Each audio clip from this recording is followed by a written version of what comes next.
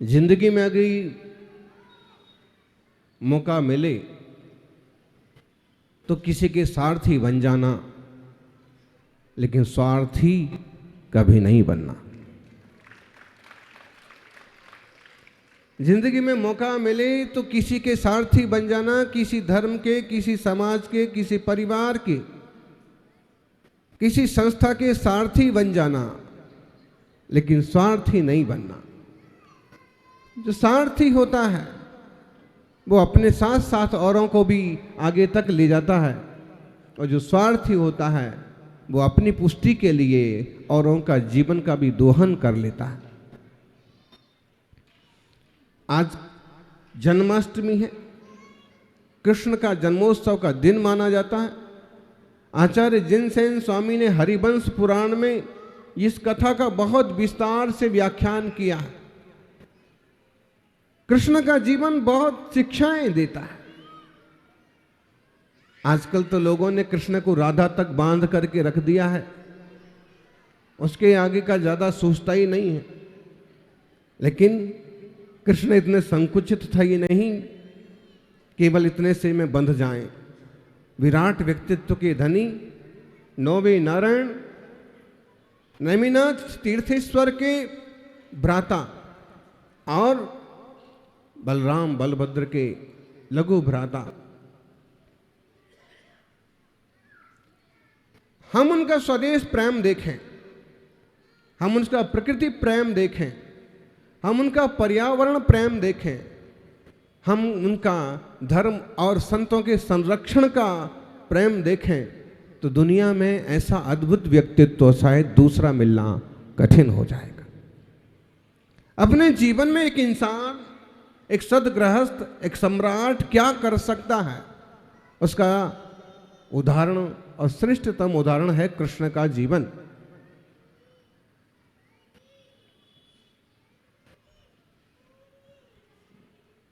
ये बात अलग है कि उन्होंने जो वादा किया वो निभाना तो कठिन है। यदा यदा ही धर्मस्य ग्लानिर्भवति भारत अभ्युत्थान मधर्मस्य तदात्मानं सृजाम्यहम्। ये बात हो सकती है, और अगर हम इस तरह से विचार करें कि अपनी बात की पूर्ति वो जरूर करेंगे, लेकिन इस युग में नहीं, आगे आने वाली 24वीं में 16वें नंबर के तीर्थंकर बन करके वो अपनी बात को पूरा करें। जैन शास्त्र मानते हैं कि नारायण कृष्ण अगली 24वीं में 16वें तीर्थंकर बनने वाले हैं। बाकायदा तीर्थंकरों की वाणी से आया हुआ उल्लेख तिल्लोक परिणति और तिल्लोक सार जैसे ग्रंथों में भी उपलब्ध है, और इसलिए हम भावी तीर्थंकर का एक तरह से जन्मोत्सव आज मना रहे हैं। और इसमें से हम कुछ शिक्षाएं लें। अगर गीता की बात करें तो गीता में भी एक से बढ़ के एक सुंदर मार्गदर्शक श्लोक है। आजकल जो लोग कुछ भी क्रिया करते हैं और भगवान पर डाल देते हैं, लेकिन गीता में कृष्ण खुद घोषणा करते हैं कि मैं किसी की गारंटी नहीं लेता। न कर्तृत्वम न कर्माणि न लोकस्य सृजति प्रभो न कर्म फल संयोगम स्वभावस्तु प्रवर्तते। मैं किसी का कर्ता नहीं हूं, मैं किसी के कर्म को करने वाला नहीं हूं, ना मैंने इस दुनिया की रचना करने वाला हूं। कर्म फल संयोग से ये सारा स्वभाव से ही चल रहा है। गीता का श्लोक है ये। और अगर इस तरह से हम विचार करें तो इंसान को अपनी जिम्मेदारी खुद लेना होगी। प्रत्येक जीव को अपने कर्मों की, अपने अच्छे बुरे कर्म की जिम्मेदारी खुद लेना होगी। तुम जैसा करोगे वैसा भरोगे। दुर्योधन ने बुरा किया, बुरा फल मिला। पांडवों ने अच्छा किया, अच्छा फल मिला। कर्मण्येवाधिकारस्ते, आप अच्छे कर्म करते जाओ, कर्म करने में आपका बहुत बड़ा अधिकार है और सत्कर्म करते जाइए, कहीं ना कहीं आपको फल की प्राप्ति जरूर होगी। अभी जम्बू कुमार जी आग्रह कर रहे थे तीर्थ क्षेत्र कमेटी के संबंध में, तीर्थों के सहयोग के लिए। आप इतना ही कहेंगे कि आप अपना कर्म करते जाइए, फल जरूर प्राप्त होगा। फिर तुरंत ही अशोक पाटनी जी ने खड़े होकर कहा कि आप तो काम करो, सफलता जरूर मिलेगी, सहयोग पूरा मिलेगा। इसका मतलब है कि अब ज्यादा चिंता करने की और घबराने की जरूरत नहीं है। काम करिए, आगे बढ़िए। जिस ढंग से भी तीर्थों की सुरक्षा हो, जिन शासन की सुरक्षा हो, वो होना चाहिए। बातचीत से हम रास्ते निकालें, बहुत अच्छी बात है, और बातचीत से ही नहीं निकलते हैं तो साम दाम दंड भेद जैसे भी होता है, वीतराग जिन शासन को सुरक्षित रखना जरूरी है। और 60-70 साल तक तो हम आप में से ही कई लोग बने रहेंगे। 18,500 साल तक जैन धर्म का कुछ बिगड़ने वाला नहीं है। कोई ना कोई हर युग में ऐसा इंसान पैदा होगा कि वही धर्म की धुरा को आगे आगे चलाता रहेगा। तीर्थों के सहयोग के लिए, साधु संस्था की सेवा के लिए अशोक जी जैसे परिवार और इनके जैसे कई परिवार आज पूरी तरह से खड़े हैं। ऐसे में हम ऐसी कल्पना बिल्कुल ना करें, लेकिन अपने अपने कर्तव्य जरूर करें कि हमसे क्या हो सकता है। पूरा हम हर कर्म अपना करेंगे, जिन धर्म तेरे लिए दिल दिया है जान भी देंगे। जिन धर्म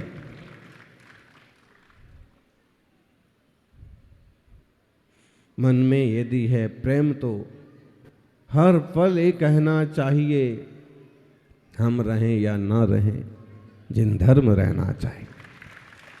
और इसलिए जरूरी है क्योंकि इसके बल पर विश्व में शांति हो सकती है, इसके बल पर अहिंसा और अभय का माहौल बना रह सकता है, इसके बल पर पूरे विश्व में विश्वास और आत्मीयता का माहौल रह सकता है, और कोई रास्ता नहीं है। सौभाग्यशालियों, शिखर जी की चर्चा आपके सामने आई। बातचीत से हल निकालना सबसे बढ़िया बात है। दो भाई आपस में झगड़ा करें और धन की बर्बादी हो, ये बुद्धिमानी तो नहीं है, लेकिन अहंकार झुकने नहीं देता है।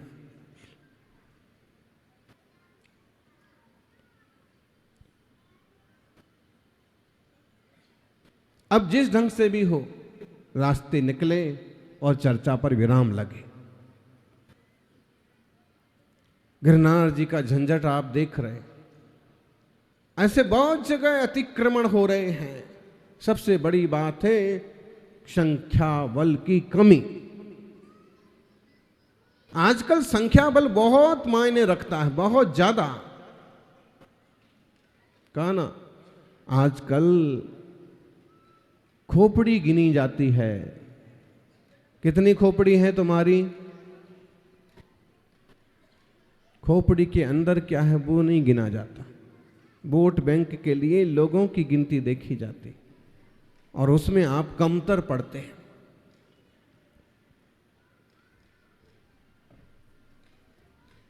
अपने परिवारों को, अपने समाज को संभालिए। सही समय पर बेटे बेटियों को सही परिवार से जोड़ दीजिए। और जो सक्षम लोग हैं उन्हें अपने परिवार को सशक्त और बड़ा बनाना चाहिए।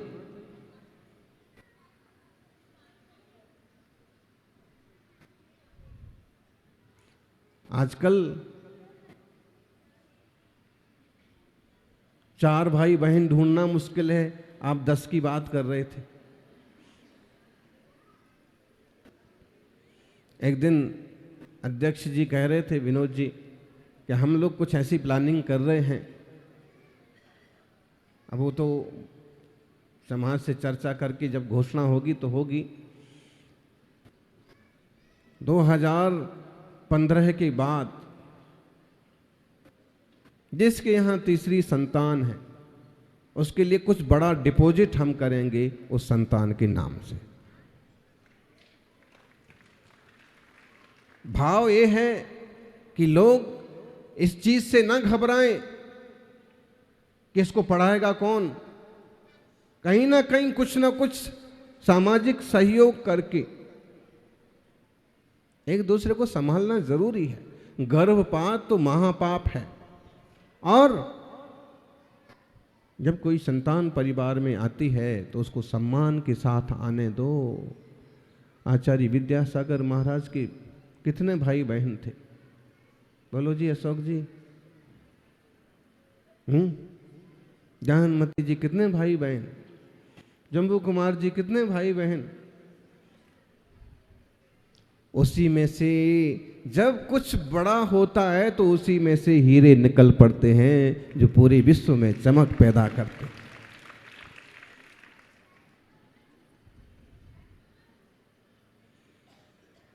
बुरा लग जाता है, लेकिन हम बोलते हैं तुम्हारा तो एक ही है। अब वो एक गधे को तुम कहां कहां जोतोगे, कहां कहां लगाओगे, वो क्या क्या कर लेगा।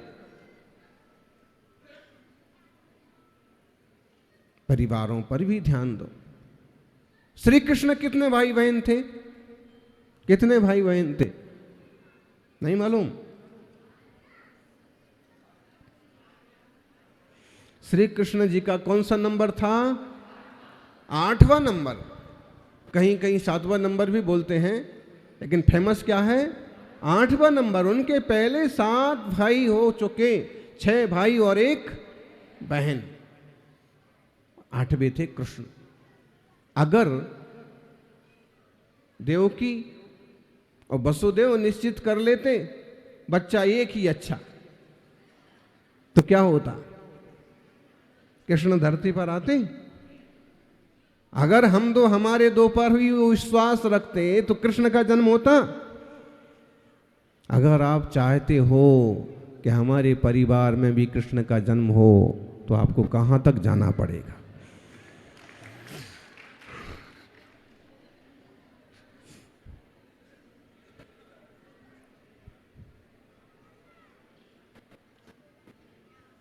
समझ गए क्या? आप भले उतनी दूर तक न जा पाए, लेकिन राम कितने भाई थे? बोलो, नाम बोलो। राम, लक्ष्मण, भरत, शत्रुघ्न। आप चाहते हो कि कोई लक्ष्मण जैसा पैदा हो, राम जैसा पैदा हो, तो कहां तक जाना पड़ेगा?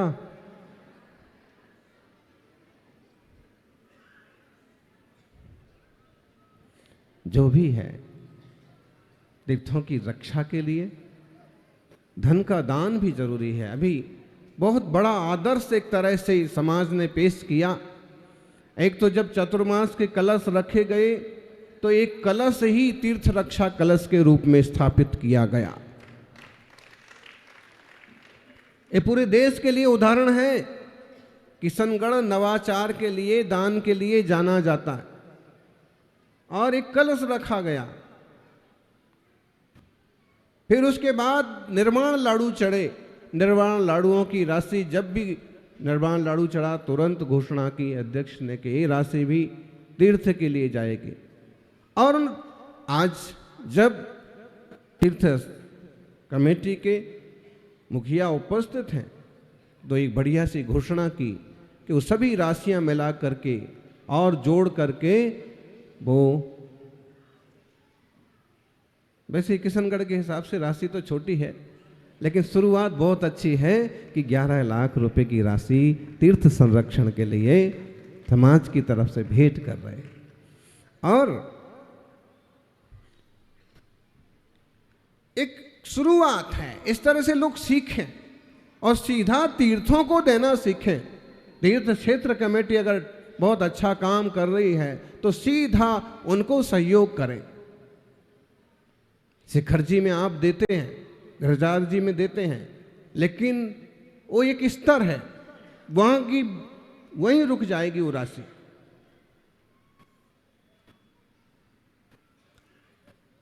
धन अपनी जगह काम करता है, जिनसे धन का सहयोग बनता है वो धन का सहयोग करें।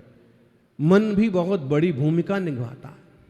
आप सब प्रार्थना करें कि सम्मेद शिखर गिरनार जैसे सभी तीर्थ सुरक्षित रहें और हमेशा जैन श्रावकों को पूजा करने का मौका मिलता रहे। मन अपना काम करता है, जाप करें ओम ह्रीम अनंतानंद सिद्धिभ्यो नमः, ताकि वहां जो कुछ हो रहा है आपसी फूट में, दो भाइयों की लड़ाई में तीसरे लोग जाकर के और वहां बैठ गए, वहां और पत्थर लाल कर दिए, उनके भगवान बन गए। और बताइए, मूक जंतुओं का, मूक जानवरों का कत्ल भी चालू हो गया। कैसे रोकेंगे? जहां राजा खुद खेत ही बाढ़ खाने लगे, बाढ़ ही खेत खाने लगे, तो बताइए। ऐसे में सभी को संभल के रहने की भी जरूरत है और अपने विवेक से, अपनी बल बुद्धि से निरंतर उद्योग करने की भी जरूरत है। कृष्ण के जीवन से सीखिए, परिस्थिति कैसी भी हो हार नहीं मानना। कालिया नाग का दृश्य पेश किया। कोई कल्पना कर सकता है कि इतने गहरे में कोई जा सकता है और इस तरह के खतरनाक प्राणी को बस में कर सकता है, लेकिन उन्होंने किया। साहस का, धैर्य का जीवन में बहुत बड़ा रोल है। जो जितना साहस करते हैं वो उतना बड़ा बनते हैं। कृष्ण के जीवन से सीखो। पैदा भी जेल में हुए और जन्म भी जेल में हुआ और मरण जंगल में हुआ। जिंदगी में हमेशा संघर्ष आते रहे, फिर भी बांसुरी बजाते रहे।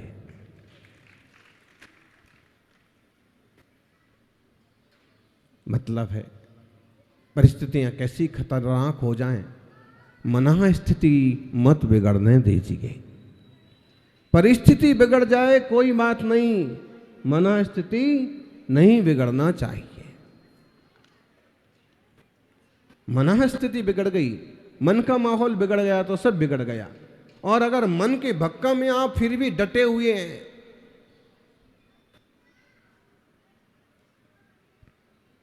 बड़ी सोच रखिए।